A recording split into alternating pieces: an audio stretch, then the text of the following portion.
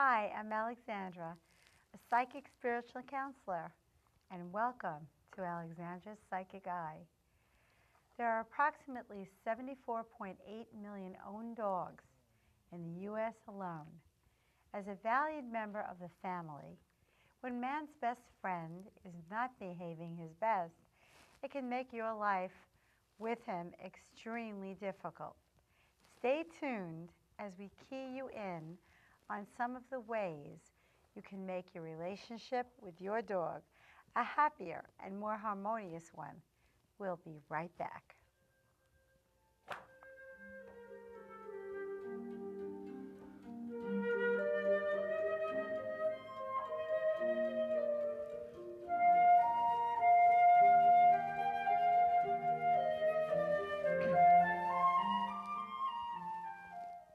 According to the AAA Foundation for Traffic Safety, each year an estimated 284,000 distracted drivers are involved in serious car crashes. A quarter of all traffic crashes are caused by some sort of distraction, which annually accounts for 1.2 million incidents. What do you do inside your car? What you do inside your car is just as important as what you do outside of it. A mere turn of the head can result in a head-on collision. Fussing with the radio or CD player can become a very fatal mistake. So be smart, drivers. Watch out for one another.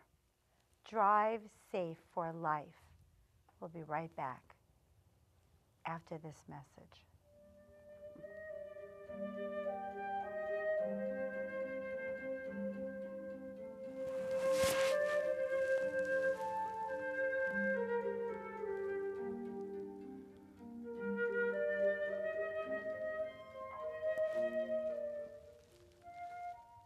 Welcome back to Alexandra's Psychic Eye, and I'm Alexandra.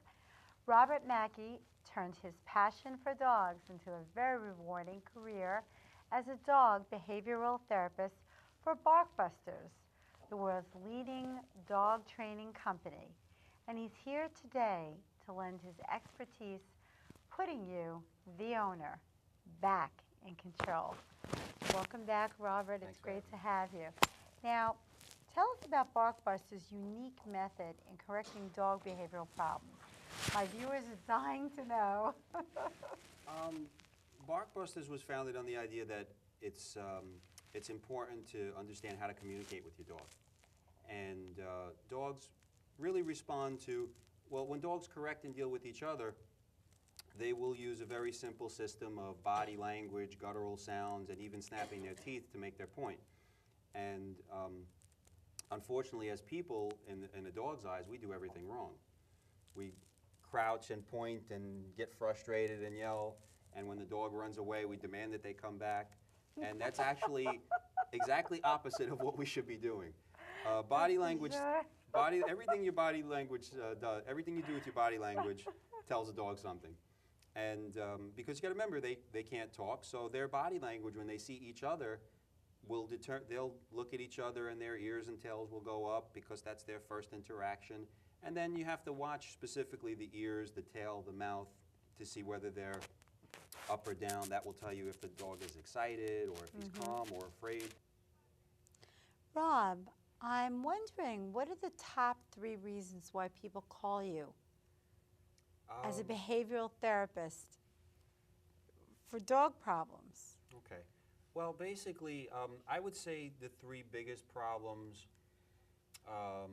generally barking, but barking could be happening for a variety of reasons. It could be a dog barking for attention. It could be a dog barking when you leave the house, barking at people passing.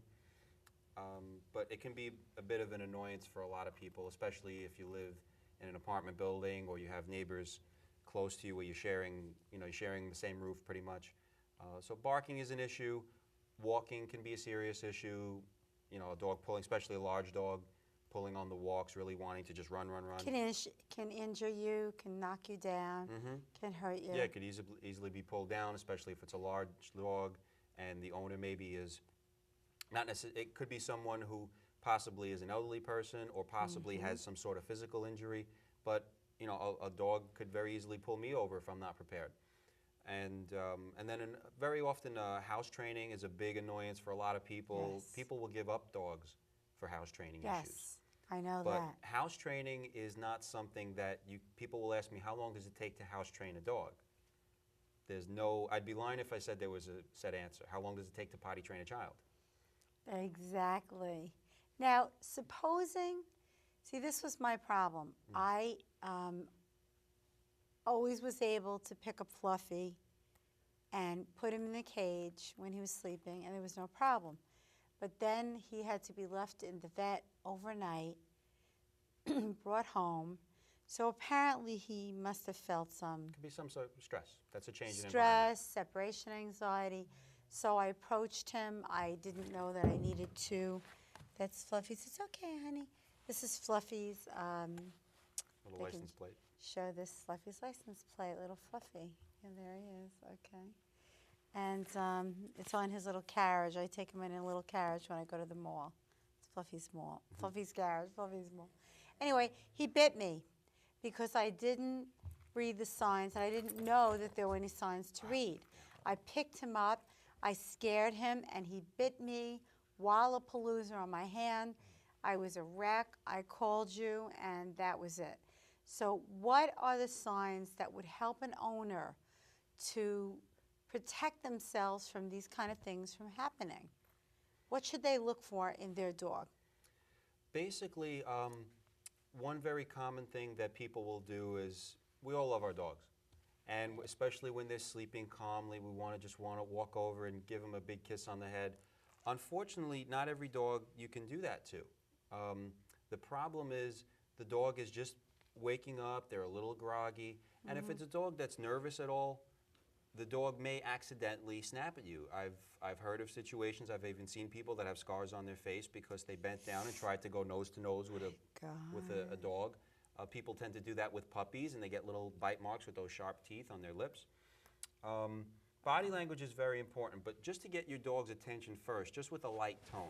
Okay. So just to get the dog to look at you, Like, especially when they're sleeping, when you're waking them up. Fluffy, Sadie, come here, mommy, good girl. Fluffy, Fluffy, Fluffy. Just get it. Wake him up gently, Yep, like allow you the do dog with to a wake up. baby. Before you actually bend in and pet him. Bend over, but not too close. Fluffy, Fluffy. Generally crouching down next to the dog as opposed to hovering over. Right, getting a good thing to like do. almost below him a little bit. And, So you're and not try to have your hand a little under the mouth. Don't necessarily go right on top of the head, right, or because on especially top of from the head behind. is very threatening.